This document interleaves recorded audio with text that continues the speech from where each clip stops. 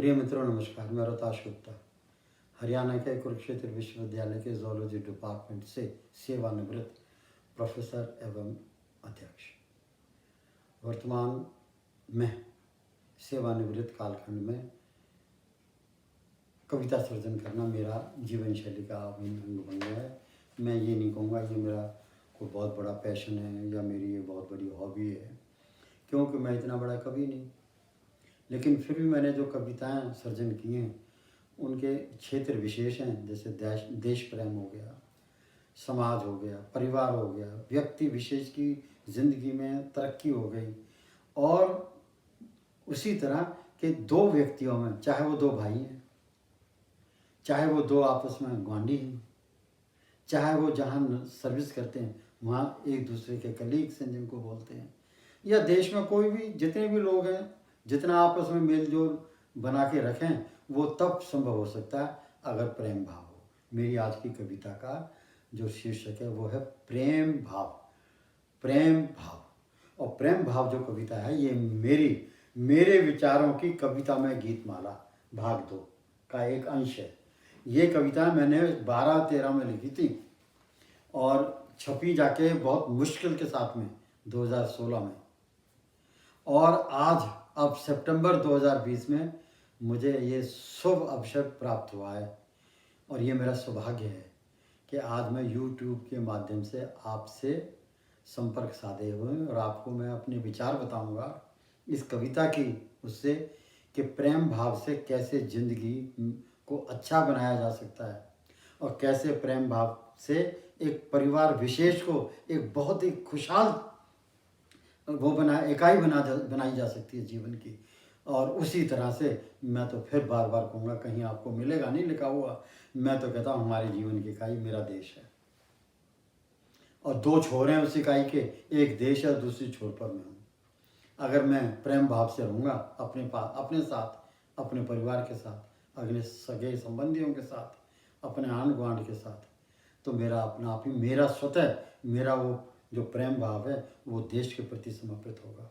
और हर नागरिक ऐसे करने लग जाए तो देश वाकई में एक शांति प्रिय देश होगा, जहाँ सिर्फ दो ही बातें होंगी, अपनी व्यक्ति विशेष हमेशा अपने समय का सदुपयोग करके श्रम परिश्रम में लगा रहे और अपना परिवार पाले। मैं इस कविता को समर्पित करता हूँ मेरे परिवार में 3 बंदों ने बहुत ज़्यादा प्यार दिया, और वो ऐसा प्यार था जो मैं समझता हूँ कि वो मेरा सौभाग्य था कि उन्होंने मेरे को प्यार दिया। एक मेरे बाबा, जिनको आम लैंग्वेज में दादा बोलते हैं, एक वो थे। एक छोटा सा आपको बताता हूँ कि मैं और मेरे से बड़ा भाई परमानंद गुप्ता, जो MSc PhD और कॉमनवेल्थ स्कॉलरशिप से लवबरो यूनिवर्सिटी लंदन से भी क्वालिफाइड थे, वो हम दोनों को एक दिन मेरे बाबा ने कहा कि तुम पास के गांव में माली के पास चले जाओ, मेरा दोस्त है जिसके पास हम पहले जाया करते थे, और वहाँ जाना और वहाँ से ये चीज़ें ले आना। समझे नहीं समझे? तो उसमें जाते हम दोनों चले गए। बच्चे थे, मेरे ख्याल में मेरी उम्र 8 साल की होगी तो भाई की 10 साल की होगी। तो मेरे पिता को पता नहीं था कि हम कहाँ गए, क्यों गए और कितनी देर हो गए गए हुए और क्यों कर नहीं आए अभी तक।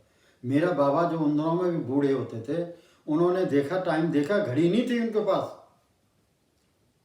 हमारी दुकान पर मारा, लेकिन उन्होंने अपने मन में आवाज़ लगाया बहुत देर होगी बच्चे आए नहीं, तो वो वापस चल दिए देखने के लिए। और वो हमारे गांव से 4 कोस दूर था, रास्ते में मिले।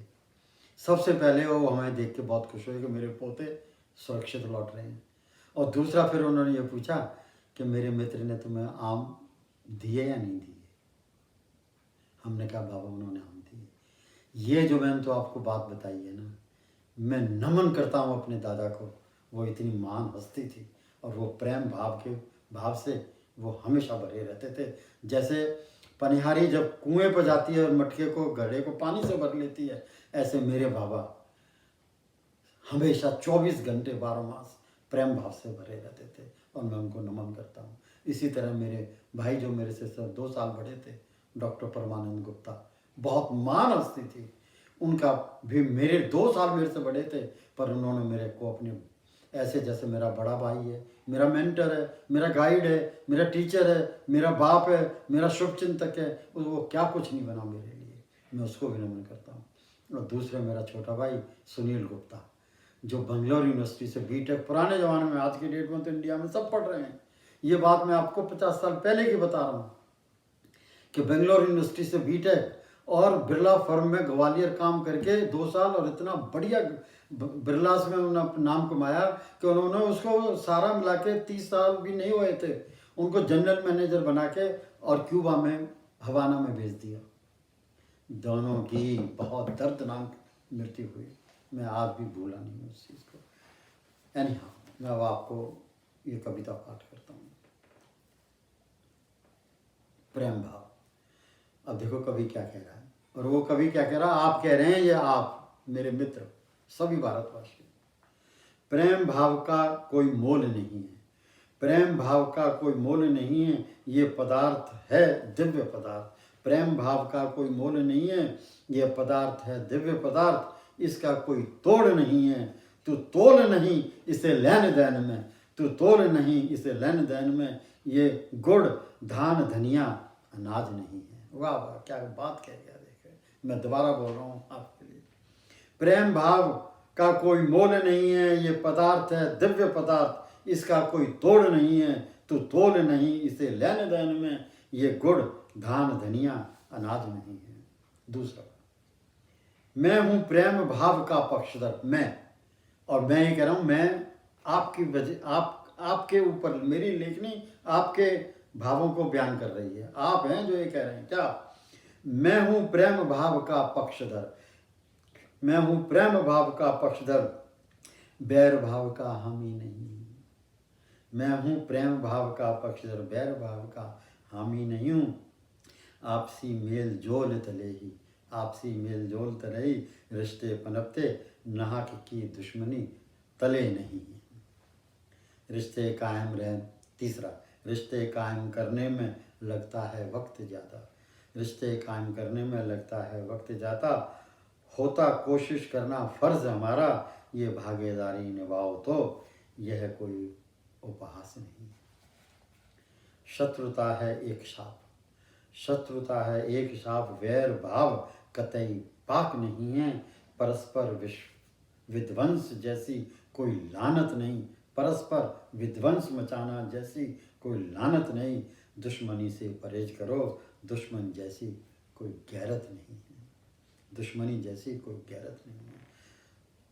ताल्लुकात के साए हैं खूब बातें, ताल्लुकात के साए हैं खूब बातें, ताल्लुकात के सायों में सामाजिक संसार है अंकुरित होता है, ताल्लुकात की अहमियत भी समझें, प्रेम भाव आपसी व्यवहार का जल स्रोत है। वाह वाह वाह, प्रेम भाव आपसी व्यवहार का है जल स्रोत, कोई मात्र एक बूंद नहीं है। मेरे प्रिय सज्जनों, दर्शकों, सुनो ध्यान से क्या कह रहा है, प्रेम भाव की गंगा अति निर्मल, प्रेम भाव की गंगा अति निर्मल, रखती करती मानव को स्वच्छ व निर्मल, रूखे सूखे भाव ने मन में पालो, मन की गंगा अपार गंगा, मात्र जलहीन सरोवर नहीं है, इसे नमस्कार।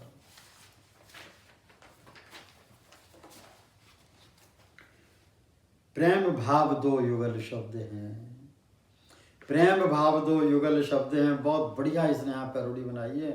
प्रेम भाव दो युगल शब्द हैं, समान जोड़ी हों जैसे राम और सीता, प्रेम भाव दो युगल शब्द हैं, समान जोड़ी हों जैसे राम और सीता, प्रेम में बसे हैं राम, प्रेम में बसे हैं राम, जैसे हो अंगूर रस मीठा, भाव शब्द समान है माँ सीता, नहीं कोई इस जोड़ी जैसा दूजा, प्रेम भाव से सुख हैं आ जाते, प्रेम भाव से सुख हैं आ जाते, प्रेम भाव से दुख हैं मिट जाते, कोई भी ध्येय नहीं रहता आधा अधूरा, प्रेम भाव को जीवन घुट्टी मानो, यह मात्र नहीं कोई स्वप्न जैसा, प्रेम भाव से हृदय भी हंसता, प्रेम भाव से हृदय भी हंसता, प्रेम भाव से आत्मा को परमात्मा मिलता, प्रेम भाव से हृदय भी हंसता, प्रेम भाव से आत्मा को परमात्मा मिलता, कष्ट नहीं जीवन को झंझोरता, प्रेम भाव की गंगा नालो, ये नहीं नीरस ग्रीष्म काल जैसा,